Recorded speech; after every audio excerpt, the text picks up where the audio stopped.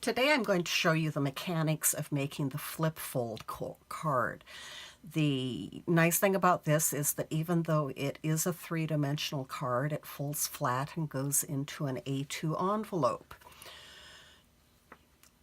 You have the front and you open it up and you then have this. Then all you do is fold it flat again and it goes into an envelope.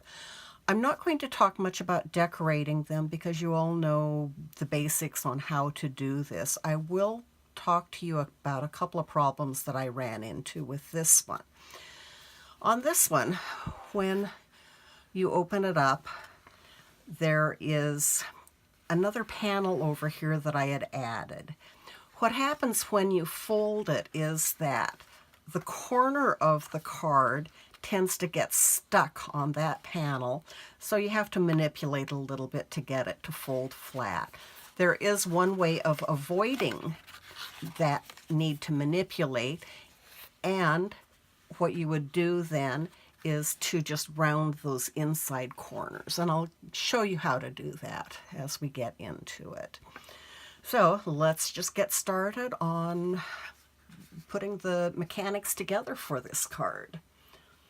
First thing that you're going to need to do is cut 3 sheets of paper. One of them for the main body of the card, that will be cut 4 1/4 inches by 11 inches, and you will score it down the middle at 5 1/2 inches. The second piece that you cut is 3 1/2 inches by 8 inches, and it will be scored through lengthwise through the center and then at the diagonals, and I'll give you the dimensions on that as we go along. The next piece of paper that you cut is going to be the panels that pop out. You cut that at 3 1/2 inches by 10 inches. At this point you need to make a decision though. If you're going to decorate the panels as 4 individual panels, you can score it at any time.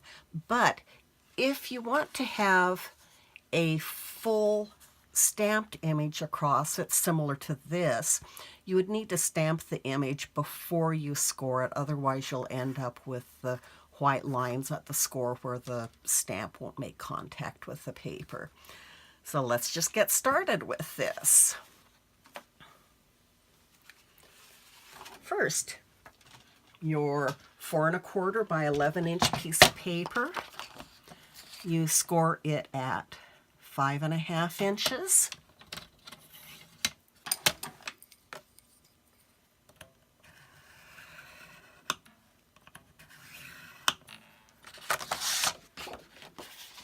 Fold it in half and crease that score line.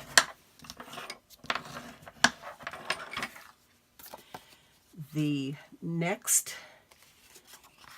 paper that we'll do is the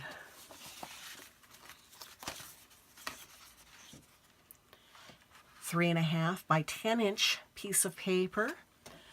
You will score that at 2 1/2 inches.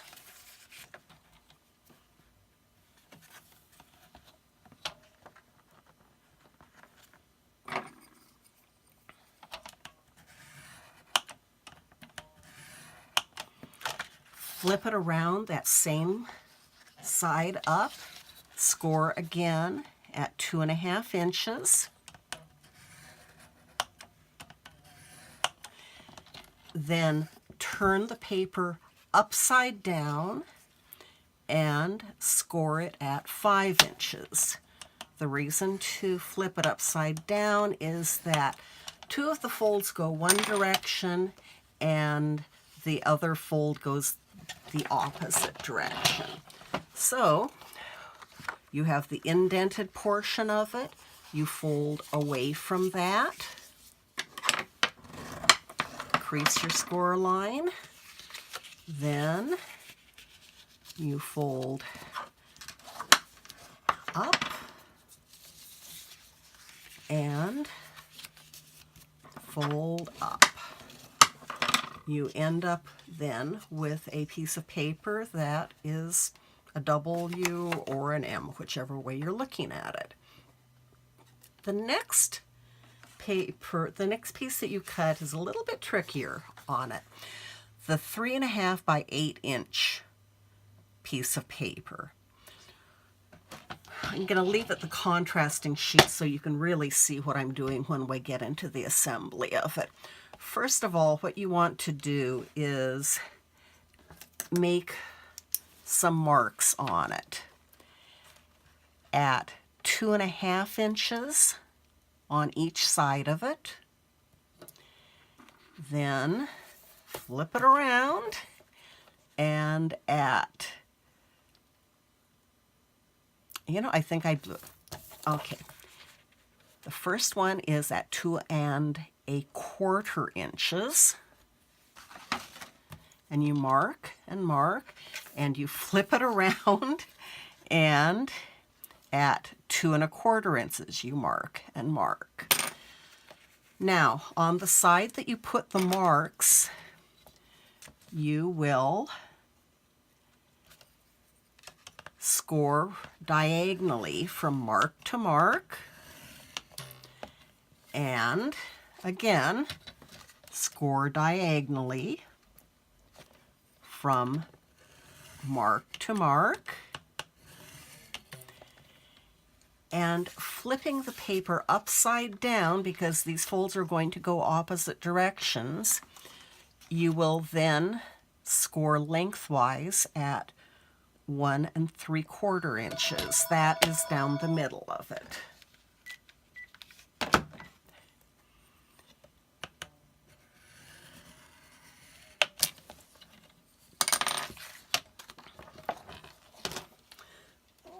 Now this is all of the scoring that you need to do. First of all, on this one,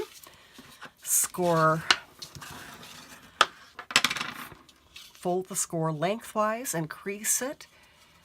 Then, with that angle up, you would then fold back on one of the score lines, crease it, and fold back and crease it.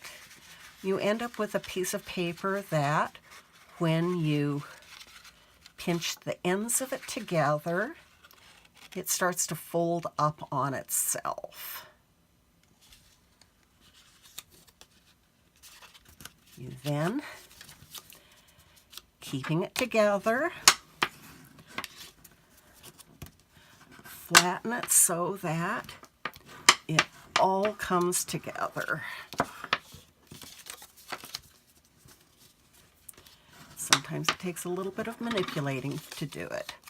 The next thing that I like to do is the very tip of it. I cut just barely a blade's width off of the point, because I want to be able to snug that point up clear into the folded part of the card. Now we're at the assembly portion of it. Taking the mechanism that you've just folded, slide it up to the point, snug it in as much as you can, and you're keeping an equal distance on each side there.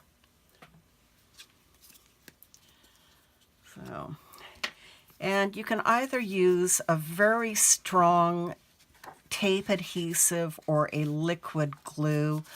I prefer using the liquid glue. It gives me a little bit more time to work with it and make sure that I've got it exactly where I want it.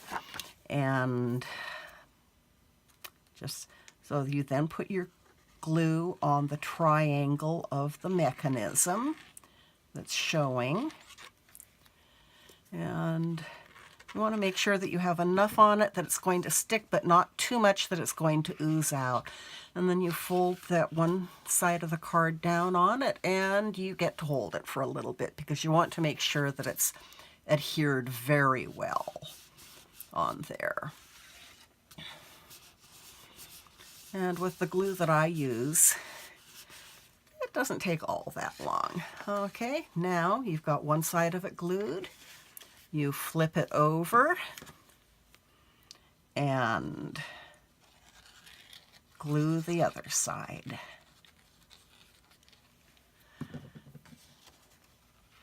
Again, enough glue to really make it adhere, but not so much that it oozes out into the rest of the card. When I make these cards, I normally make them, the body of it, the flip mechanism, and the panel all out of the same paper. This one, I wanted to make sure that you could see there was enough contrast that you could see what I was doing. Okay, now it's adhered nicely, and I had a little bit of ooze there, but that'll do it.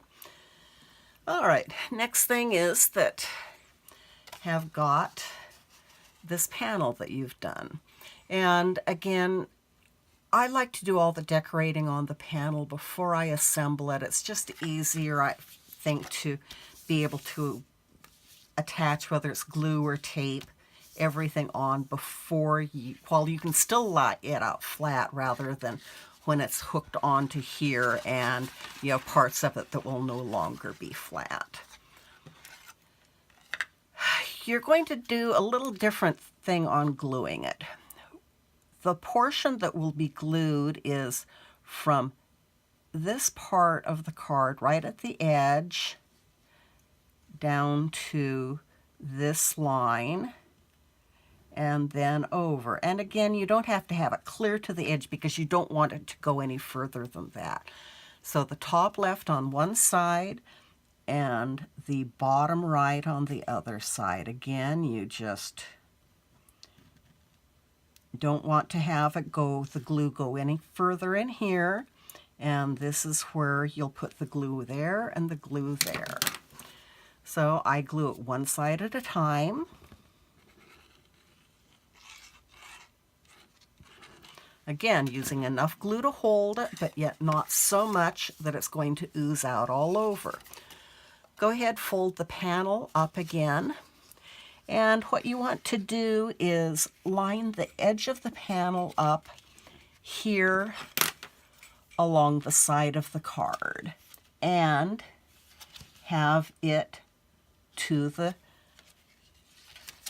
top of that mechanism so that it's covered. You don't want to see any of this mechanism beyond the card. Hold that until it dries. Okay, next side.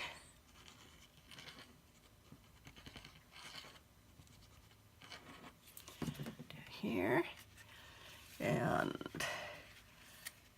this one, again, you're getting the fold, the crease of that, lined up with the edge of the card body, and hold it down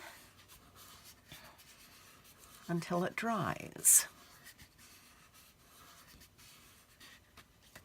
or sticks enough. So the first couple of times you fold this card up, it takes a little bit to get it to go right. So you just manipulate it a few times, but it doesn't take long before it will fold up nicely. All right, now as far as decorating the card is, again, I like to do the front and back of the card before I put the mechanism in because I like to be able to work with a flat, smooth surface. And all I do is cut a panel that is going to be just slightly smaller than the front of the card and adhere it.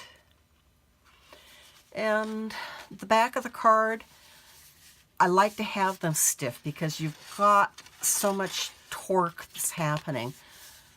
I put another panel on the back of the card, sometimes just the same color as the card itself. as far as the inside of the card is concerned, you have a couple of different options. One would be to just cut a panel that is from the mechanism down to the bottom and from the mechanism up to the top. That I always have a little bit of a hard time with it because it seems like no matter how hard I try, that mechanism is never perfectly square in there. So what I like to do is put a full panel on the inside of the card before I glue the mechanism into it. And then I'll do additional decorating of the bottom and the top of it. And then you have your entire flip fold card done. Hope this helps out. Thanks. Now, I almost forgot to tell you how I addressed the problem of having the corners catch when you've added a panel to the inside of it. If the panel is very close to the center of it, that's when you have trouble with it. If it's set off to either side, it's not an issue. But anyway, the way to deal with that is that you have your card, your panel that you're putting on. Before you glue it to the mechanism, you have this crease and this crease over here. Ignore the top one. What you want to do is round the corners of those two panels. So you end up with